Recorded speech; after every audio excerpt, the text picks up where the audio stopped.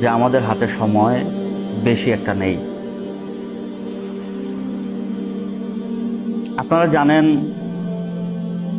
Already আমেরিকার president পারমাণবিক যুদ্ধের সম্ভাবনাকে উনি কনফার্ম করেছেন 2-1 দিনের ভিতরে, এবং উনিও বলতেছেন যে পারমাণবিক যুদ্ধ বেঁধে যাবে।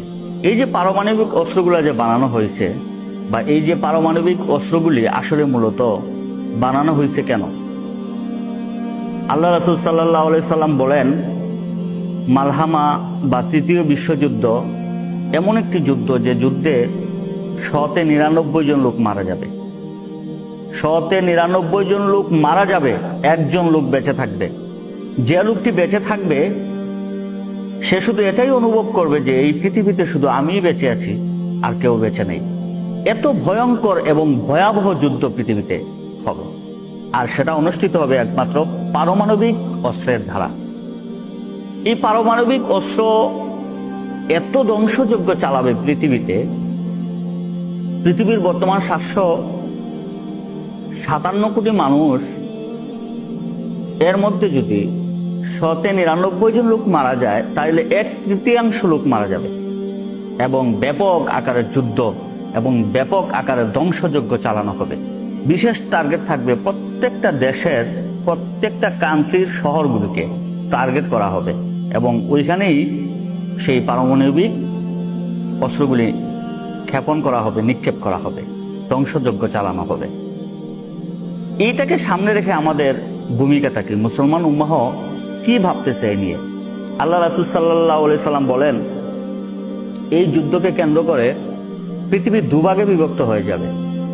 এক ভাগে থাকবে 80টি দেশ, এবং এই 80টি দেশের প্রত্যেকটা দেশ থেকে 12,000 করে সৈন্য, এবং প্রত্যেকটা দেশের 12,000 করে সৈন্য যার যার ফ্ল্যাগ নিয়ে, পতাকা নিয়ে এই যুদ্ধে অংশগ্রহণ করবে। এবং দ্বিতীয় আরেকটি দল হবে, সেটা তামাম পৃথিবীর সবগুলি মিলে। আর এই যুদ্ধটা মূলত হবে ফুরাত নদীর নিচ থেকে যে স্বর্ণের পাহাড় উঠবে, এটাকে কেন্দ্র করে। এই স্বর্ণের পাহাড়টা মূলত কি, এটা নিয়ে একটু ভাবার প্রয়োজন, এবং এটা নিয়ে বেশ উলামায়ে কেরামদের মধ্যে বিভিন্ন মত প্রকাশ করতে দেখা যাচ্ছে। কেউ কেউ বলতেছেন যে এই স্বর্ণের পাহাড় বলতে এটা বোঝানো হচ্ছে যে ব্ল্যাক গোল্ড, যেটাকে বলে তেল। আবার কেউ কেউ বলতেছেন না, আল্লাহ রাসূল সাল্লাল্লাহু আলাইহি ওয়াসাল্লাম যেহেতু বলছেন স্বর্ণের পাহাড়, স্বর্ণের পাহাড়ে উঠবে। আমরা যদি এখন একটু ফুরাত নদীর দিকে তাকিয়ে দেখি, বর্তমানে ফুরাত নদীতে 10% পানি আছে। এটা ওই কিছুদিনের ভিতরেই সেটা প্রায় শেষের দিকে চলে আসতেছে। এই আনুষঙ্গিক বিষয়গুলি, ওদিকে দাজ্জাল প্রকাশের যে বিশেষ বিশেষ যে লক্ষ্যগুলি বা লক্ষণগুলি, আমরা যদি বিশ্বের দিকে এগুলিকে পর্যবেক্ষণ করি, তাহলে আমরা দেখতে পারতেছি যে দাজ্জাল প্রকাশের সবগুলি লক্ষণ প্রকাশ হয়ে গেছে। শুধু দাজ্জাল এখন প্রকাশ হবে, এটুকুই অপেক্ষায় আমরা আছি।